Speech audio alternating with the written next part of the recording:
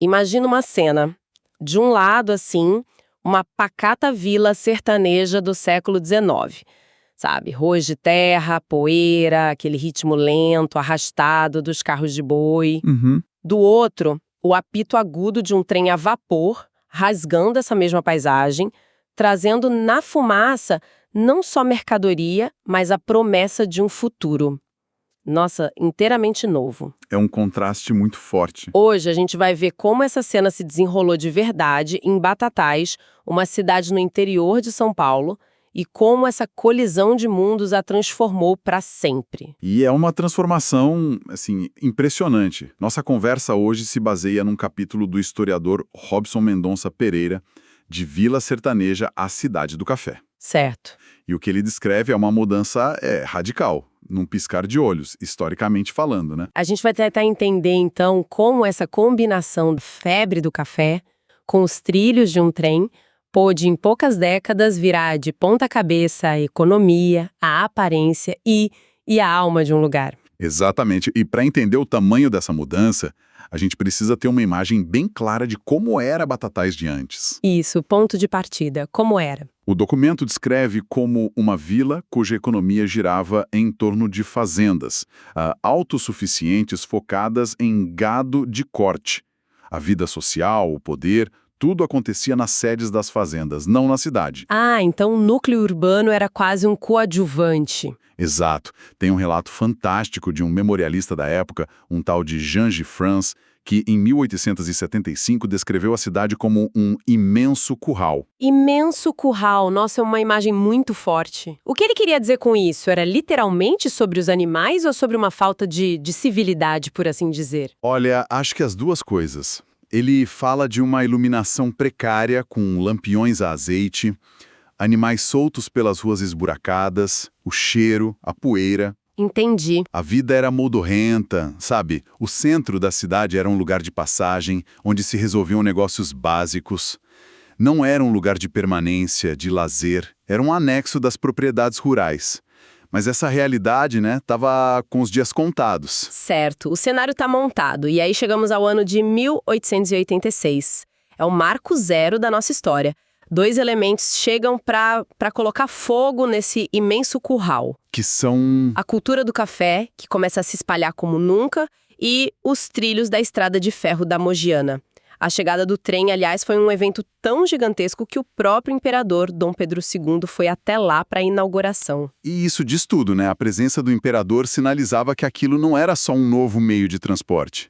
Era um projeto de nação, uma aposta no futuro. Uhum. Mas o que é fascinante é que a ferrovia foi muito mais do que um duto para escoar o café.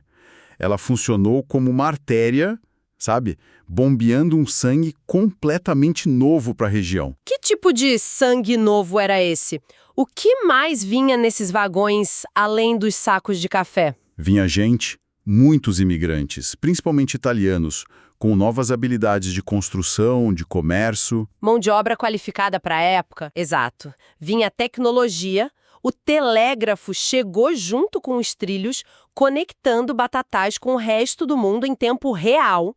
E, o que é fundamental, vinham novos materiais que iriam literalmente construir a nova cidade. Tipo o quê? Tijolos fabricados em escala industrial, telhas francesas, vigas de aço importadas da Europa, coisas que eram, assim, impensáveis de se transportar no lombo de uma mula. Faz todo sentido. E essa artéria começou a pulsar imediatamente. Os números que o historiador Pereira levanta são absurdos. São impressionantes. Ele mostra que em 1872, o almanaque da província registrava apenas uma fazenda de café em todo o município. Uma. Pouco mais de uma década depois, na virada do Império para a República, já eram cerca de 20 fazendas. É um salto gigantesco. A economia foi reescrita em tempo recorde. E junto com a economia, a mentalidade, né? Ah, sim. A lógica da fazenda de subsistência, aquela coisa fechada em si mesma, foi atropelada pela lógica da agroexportação. O fazendeiro agora pensava em produtividade, em lucro, em cotação na bolsa de valores. Na conexão com o mercado global através do Porto de Santos. Isso. E a ferrovia era o elo mágico que tornava tudo isso possível. Essa mudança de mentalidade é a chave de tudo. E imagino que a melhor forma de entender isso seja olhando para as pessoas que estavam na vanguarda desse processo. O documento nos dá um exemplo perfeito, quase um microcosmo de toda essa modernidade, certo? Exatamente. Se a gente quer ver essa transformação acontecendo num único lugar, basta olhar para a fazenda Macaúbas. Macaúbas, com a tônica no U. Isso, Macaúbas. O proprietário, Domingos Correia de Moraes, não era um fazendeiro tradicional. Ele era um empreendedor, um visionário. Chegou a ser vice-presidente do Estado. Ele não apenas viu o trem chegando, ele correu ao encontro do trem. E fez um acordo que parece ter saído de um manual de negócios. O que ele propôs para a companhia ferroviária em 1899 foi uma jogada de mestre. Ele basicamente disse: olha, eu dou o terreno para a linha passar e ainda construo do meu bolso o prédio da estação e 2 casas para os funcionários. E em troca, vocês colocam a estação aqui, colada na sede da minha fazenda e, principalmente, ao lado da minha máquina de beneficiar café. Genial! Ele trouxe a logística para dentro da propriedade dele. Eliminou o intermediário, o custo, o tempo de transporte até a cidade. Ele transformou a fazenda dele no próprio ponto de escoamento. E com isso a fazenda Macaúba se tornou um complexo, quase autônomo e ultramoderno para a época. O documento descreve um lugar impressionante, né? Muito. A sede era um casarão imponente de 2 andares com luxos como água encanada, energia elétrica. Havia vilas inteiras para os colonos, um terreiro de cimento de 5.000 metros quadrados para secar o café. E a energia elétrica, ela não vinha da cidade, vinha? Não. Esse é o ponto mais incrível. Ele construiu uma usina hidrelétrica própria no rio que passava pela fazenda. Caramba! E essa usina não só abastecia Macaúbas com toda a sua maquinaria, como também fornecia a energia elétrica para a iluminação pública da cidade de Batatais. Peraí, para uma propriedade privada estava iluminando a cidade? Exatamente isso. É inacreditável, né? E não para por aí. A fazenda era tão autossuficiente, uma verdadeira cidadezinha, que tinha capela, escola... E até um time de futebol, o Macaúbas Futebol Clube. Sim. E desse time, de uma fazenda no interior de São Paulo, saiu um jogador chamado Zeca Lopes. E ele não foi um jogador qualquer. De forma alguma. Ele jogou na seleção brasileira na Copa do Mundo de 1938, na França. Peraí, vamos parar aqui um instante. Isso é muito impressionante. Quer dizer que, no meio do que era o sertão paulista, uma fazenda de café não só gerava sua própria energia e iluminava uma cidade, mas também estava, de certa forma, exportando um talento para uma Copa do Mundo. É a perfeita ilustração do que Macaúbas representava. Mostra o quão central e conectada essa fazenda era. É a globalização chegando com tudo, até no campo de futebol de terra. Exato. Era um polo de modernidade. E se a gente conecta isso ao quadro geral, a fazenda simboliza o choque violento entre o velho e o novo. Uhum. Enquanto empreendedores como o Correia de Moraes prosperavam, usando tecnologia e capital a seu favor, muitos fazendeiros tradicionais, descendentes dos primeiros mineiros, assistiam a tudo com um enorme desagrado. Imagina o ressentimento. Eles deviam ver essa gente chegando, esses forasteiros, com suas máquinas, suas ideias, e se sentiam ameaçados. Com certeza. Para eles, a terra tinha um valor ancestral. Para os novos cafeicultores, a terra era uma commodity, um meio de produção de riqueza. E eles não conseguiram competir. Incapazes ou indispostos a competir nessa nova lógica, muitos acabaram empobrecendo, vendendo suas terras justamente para os barões do café e viram seu poder local desaparecer. Entendi. Então essa riqueza toda, essa mentalidade moderna, não ficou presa dentro das porteiras da fazenda Macaúbas. Ela transbordou para a cidade. Exatamente. E com o dinheiro, veio o desejo de reformar o espaço urbano, de apagar aquela imagem de imenso curral. Perfeito. Havia um desejo coletivo da nova elite cafeeira de construir uma cidade que fosse um espelho da sua prosperidade. E uma figura central nesse processo que o documento destaca é ninguém menos que o Washington Luiz. O futuro presidente do Brasil? O que ele estava fazendo em Batatais? Começando a carreira política. No final do século XIX, ele foi vereador e depois intendente, que era o cargo equivalente ao de prefeito. Entendi. Ele, junto com outros políticos da elite cafeeira, foi o grande impulsionador do novo Código de Posturas de 1894. Na prática, era um plano diretor ambicioso para modernizar e ordenar a cidade. E qual era o objetivo? O objetivo era claro: apagar o traçado irregular, orgânico, da antiga vila e impor um traçado geométrico, planejado, no formato de um tabuleiro de xadrez. A ordem e o progresso sendo desenhados no chão da cidade. E essa mudança foi visível, como isso transformou a paisagem do dia a dia. Completamente. Vamos pegar o coração da cidade, o Largo da Matriz.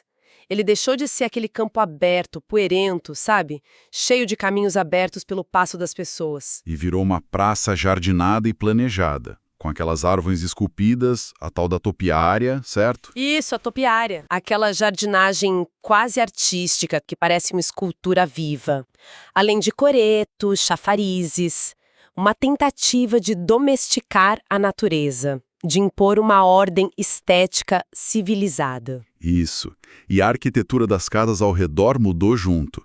As antigas construções de taipa e adobe, no estilo colonial, foram sendo sistematicamente demolidas. E no lugar subiram o quê? Casarões de tijolos com fachadas neoclássicas, porões altos para evitar umidade, e as famosas platibandas. Platibandas são aquelas muretinhas retas na frente do telhado, não é? Para dar um ar mais limpo, mais europeu, escondendo as telhas. Perfeito. Era um símbolo de status e modernidade.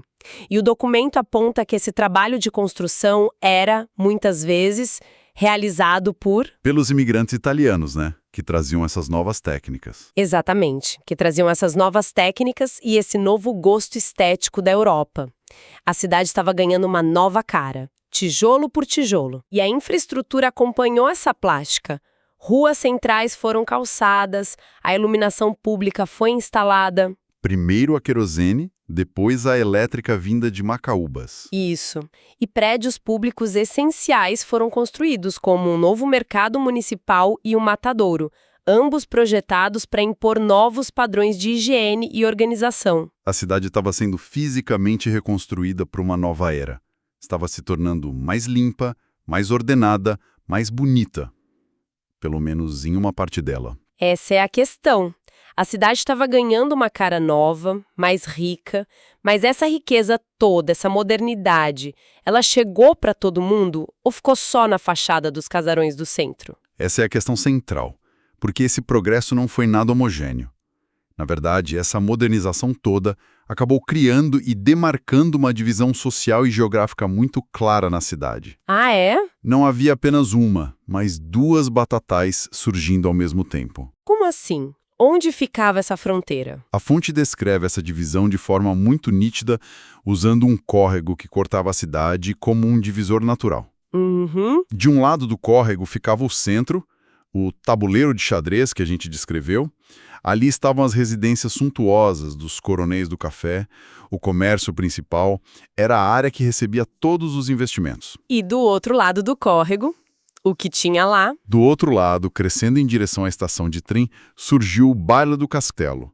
Esse era o outro lado da modernização. Era a área dos imigrantes, dos trabalhadores da ferrovia, dos operários. Das classes populares. Exato. E a ligação física entre esses dois mundos era a nova e ampla avenida da estação. Uma avenida que, simbolicamente, conectava o mundo do trabalho e da produção ao mundo do capital e do poder. Exatamente. E foi no bairro do Castelo que as primeiras indústrias, como uma fábrica de chapéus que o texto menciona, começaram a se instalar, aproveitando a proximidade com a ferrovia e a mão de obra. Então, o mesmo plano que organizou a cidade com ruas retas também organizou a sociedade em caixas bem definidas. Criou literalmente duas cidades dentro de uma, com fronteiras sociais muito claras. Precisamente. O progresso tinha um endereço específico. O traçado geométrico do tabuleiro de xadrez não era apenas urbanístico. Ele refletia uma nova ordem social, onde cada grupo tinha seu lugar bem demarcado no espaço. Recapitulando a jornada que a gente fez hoje, Batatais passou de um entreposto rural, um imenso curral, para uma próspera e efervescente cidade do café. Foi um processo incrivelmente rápido. Muito rápido. Catalisado pela chegada do trem em 1886, o trem não trouxe só uma nova economia, ele trouxe novas pessoas, novas tecnologias e uma nova visão de mundo que literalmente demoliu a antiga vila para construir uma cidade moderna em seu lugar. E no meio de tudo isso, o documento do Robson Mendonça Pereira nos deixa com uma pulga atrás da orelha no final. Ele destaca que dois dos políticos mais influentes do Brasil na Primeira República, Washington Luiz e Altino Arantes, Que também foi presidente do estado de São Paulo. Período de ebulição. Isso não pode ser só uma coincidência. Faz a gente se perguntar, será que esses períodos de mudança econômica e social tão rápidas e profundas, como a que Batatais viveu, funcionam como um terreno fértil, uma espécie de incubadora para o surgimento de novas e ambiciosas lideranças políticas? Essa é a reflexão que fica.